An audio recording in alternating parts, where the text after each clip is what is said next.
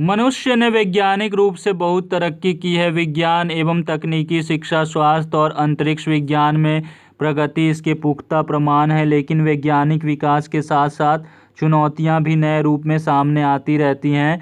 वर्तमान में विश्व के सामने सबसे बड़ी समस्या कोरोना वायरस के फैलने की है। कोरोना वायरस 100 से अधिक देशों में पहुंच चुका है और इससे मरने वालों की संख्या दिन ब दिन बढ़ती जा रही है। यही कारण है कि हर देश और सरकार इसके विस्तार को रोकने के लिए तरह तरह के उपाय कर रही है।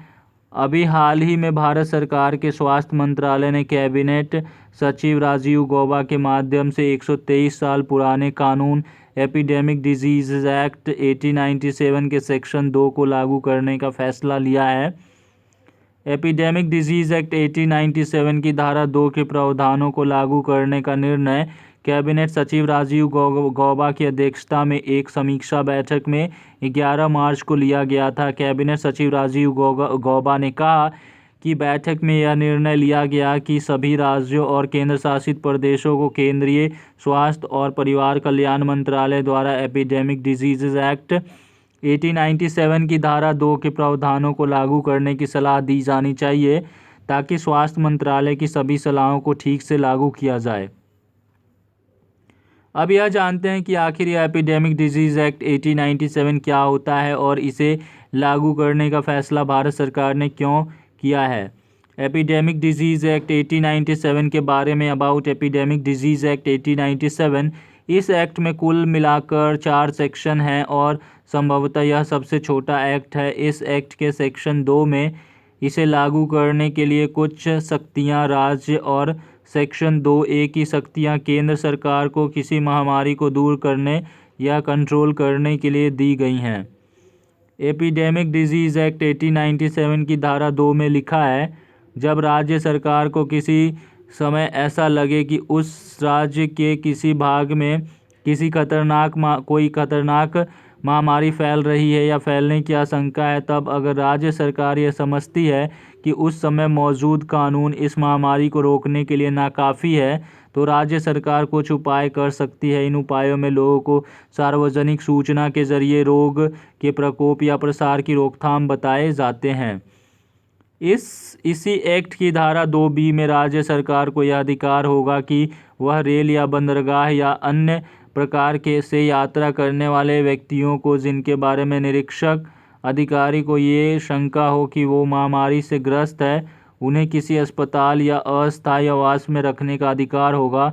और यदि कोई संदिग्ध संक्रमित व्यक्ति है तो उसकी जांच भी किसी निरीक्षण अधिकारी द्वारा करवा सकती है।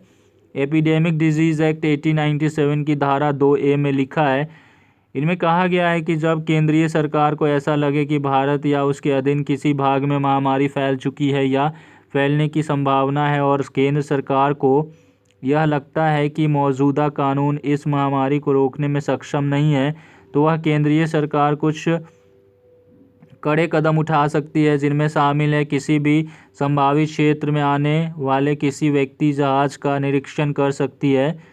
एपिडेमिक डिजीज़ एक्ट 1897 की धारा 3 में लिखा है, इसमें एक सख्त प्रावधान भी है, अगर एपिडेमिक डिजीज़ एक्ट 1897 का सेक्शन 3 लागू हो गया तो महामारी के संबंध में सरकारी आदेश न मानना अपराध होगा और इस अपराध के लिए भारतीय दंड संहिता यानी इंडियन पीनल कोड की धारा 188 के तहत सज़ा मिल सकती है।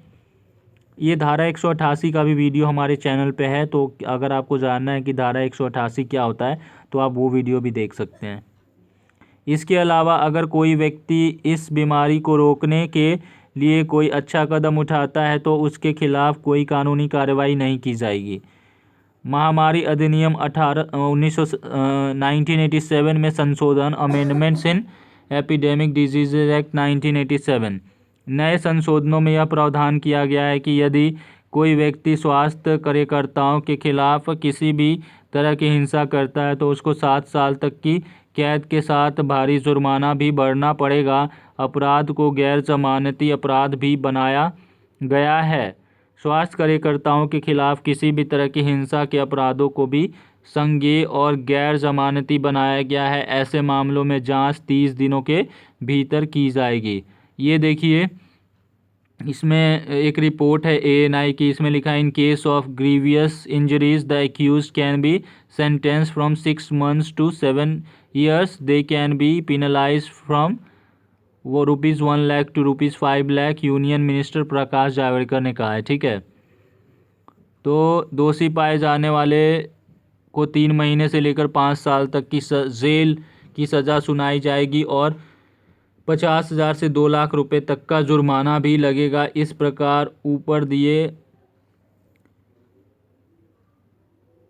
दिए गए बातों से स्पष्ट है कि भारत सरकार कोरोना वायरस के प्रसार को रोकने के लिए हर संभव प्रयास कर रही है। तो उम्मीद है कि एपिडेमिक डिजीज एक्ट 1897 के प्रावधान लागू होने से इस बीमारी को देश में फैलने से रोकने में मदद मिलेगी। Thank you. Please subscribe the channel, like and share the video with your family and friends. जय हिंद, जय भारत।